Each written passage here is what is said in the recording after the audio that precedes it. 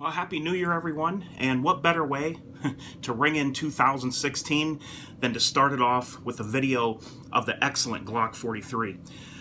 Okay, now I feel I have a much better opinion to review this gun now and to give my thoughts on this gun after having shot it several times, several different occasions, and owning it for 7 months now. And I've also carried it in several different ways. And we'll get to that in a minute.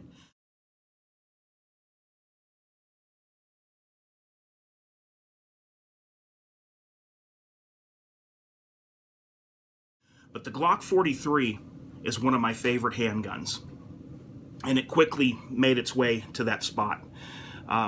There's a few different ways to carry it, so it's very versatile, and I'll get into that and show you some of the things that you can do with it.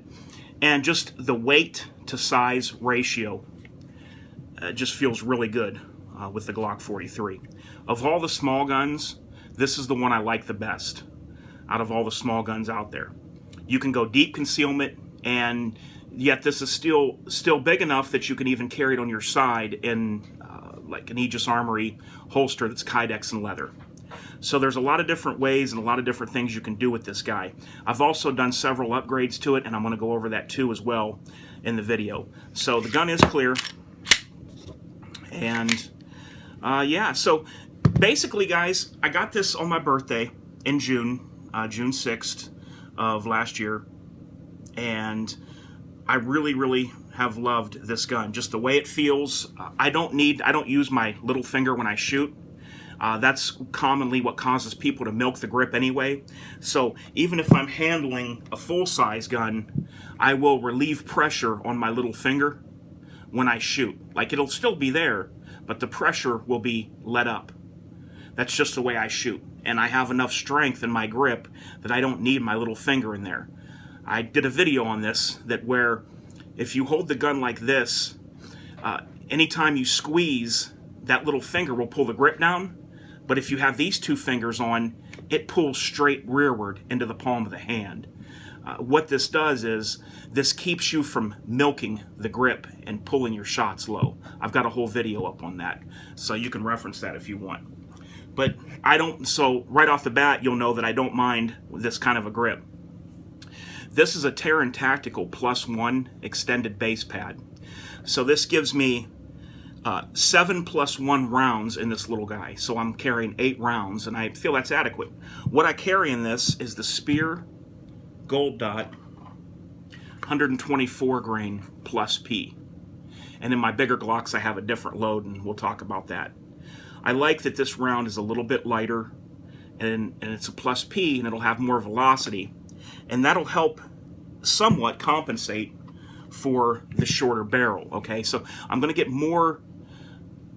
get better terminal ballistics out of this gun using a lighter round that's +P hotter loaded, okay? Because you lose a little bit of velocity when you have a shorter barrel over the other bigger guns.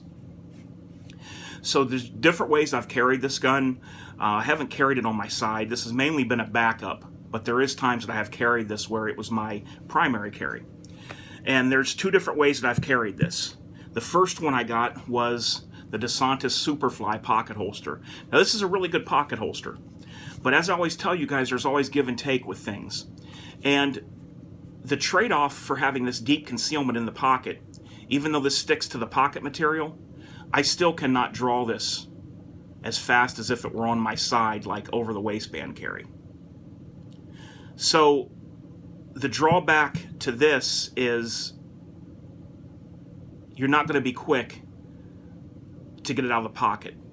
One of the quickest ways to get it out of the pocket, but you need both arms, is to take your offhand, I shoot left, take your offhand, squeeze the pants pocket like this as you go into the pocket, and then pull this out.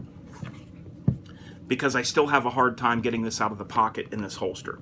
But the plus side of having this is deep concealment. Most people will never even know it's there in your pocket. The next way I've carried this as a backup was in this Die Hard ankle holster. We're not going to get a lot into this holster. I don't like it real well, but we're not going to get into that too much. But this is what I consider a backup, guys. Ankle carry is not the preferred carry unless it's a backup gun, and I'm going to tell you why.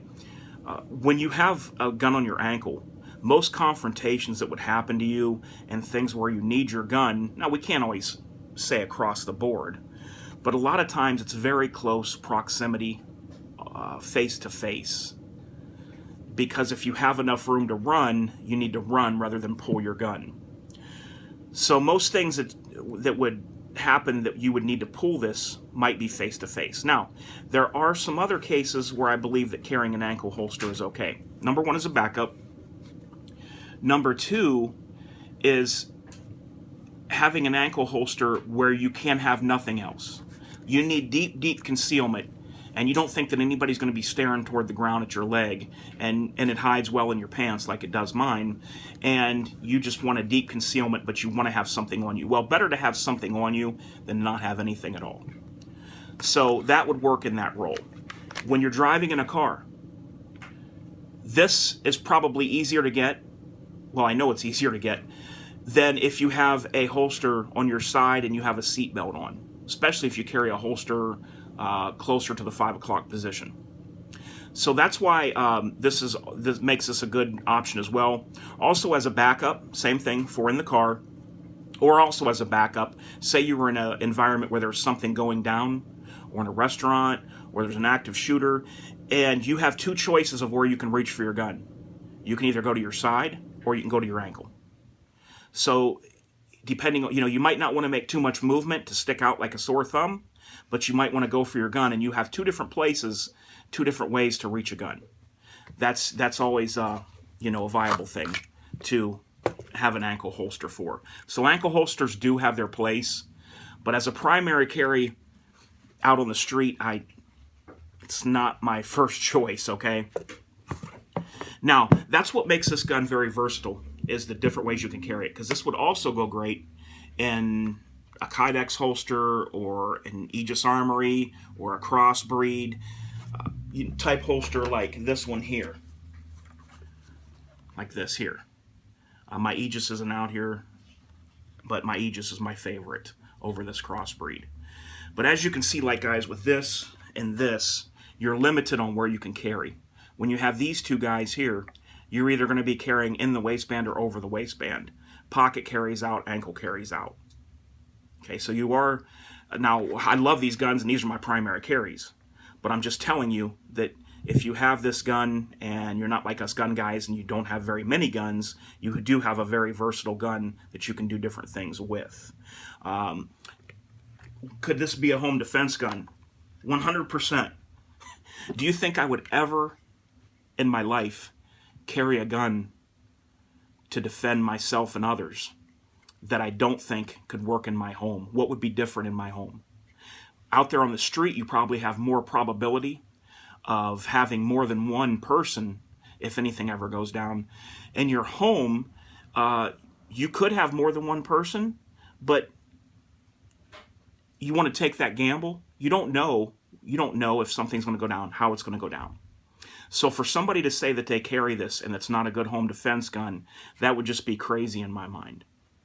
Because if I can't trust this for home defense, then I can't trust it if I carry it out there, because the same thing could happen out there as could happen in my house.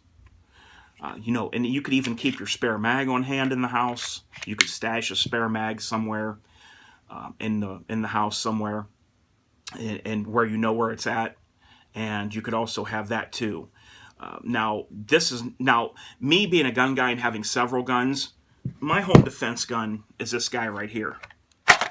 And this is fully loaded, so we're just going to show it like this and then put it back away.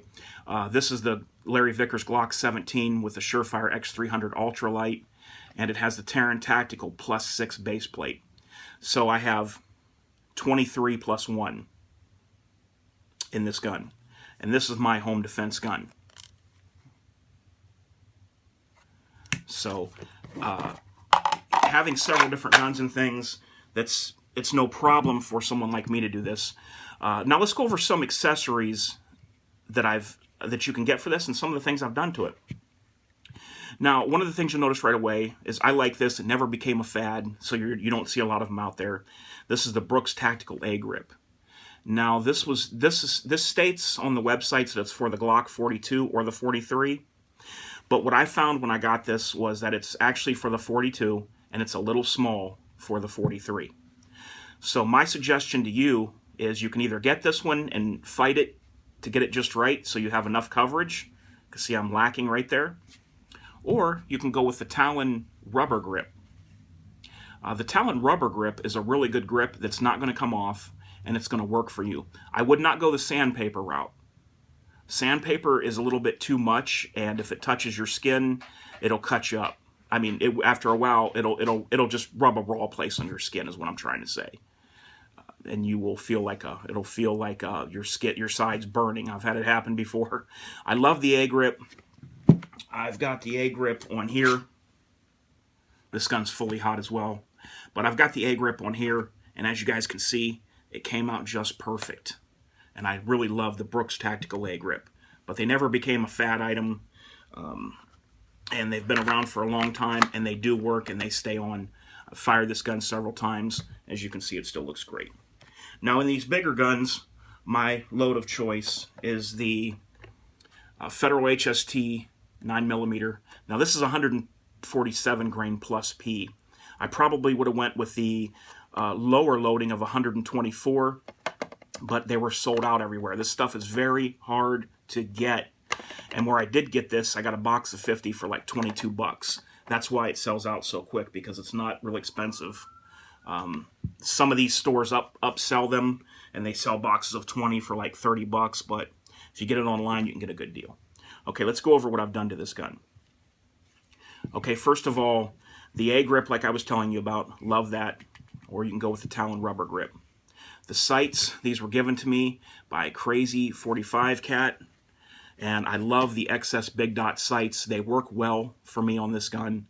I've shot this gun on several occasions with this sight. As you can see, the paint's even worn off the top. But it works well, it glows bright. There is not an option to have the glowing vial in the back. That's okay. But the sight is great. You put it on target, you pull the trigger. Okay, the other thing I did was I put a Ghost Edge 3.5 pound connector in here. This took what was about a 7 pound to 7 pound plus trigger down to like a standard Glock Gen 3 trigger for me. Okay, so this basically now to me feels like a standard Glock trigger. Show you the reset. And I really love this trigger, and it's gotten better after shooting. It just, the parts wear, the parts, after touching, and it's kind of, you don't need to break in this gun, but as the parts do touch and as they wear, it's almost, at some point, it'll be like almost doing a 25-cent trigger job with polish. That's just what happens with the steel. But I love this little gun, guys. It's something I always want in my collection. Perfect balance of weight to size ratio. It's great in the pocket with this new SOE Cobra belt I have. I love it. This even pocket carries easier with my new Cobra SOE belt in the pocket. If you're thinking about one of these, I say go for it. My only complaint about this gun was that Glock took way too long to come out with it. Glock should have come out with this first and dominated the market. They waited too long. I just don't think it's a priority for them. Glock is law enforcement and military a lot more than what they are civilian. So I just don't, and this isn't something that law enforcement's going to have as a primary carry. So it's not number one on Glock's list, believe it or not. Their money is coming. They don't, like, what I'm saying is they didn't need the money they're making from this. But it's a great little gun, and I always plan to have this in my collection. Shot it several times, and it's always been accurate for me. And sometimes I shoot this as accurate as my full-size guns, or even more accurate. It's kind of funny that way. But all right, guys, there you go. Happy 2016. I hope everybody has the greatest year ever. H4T, out.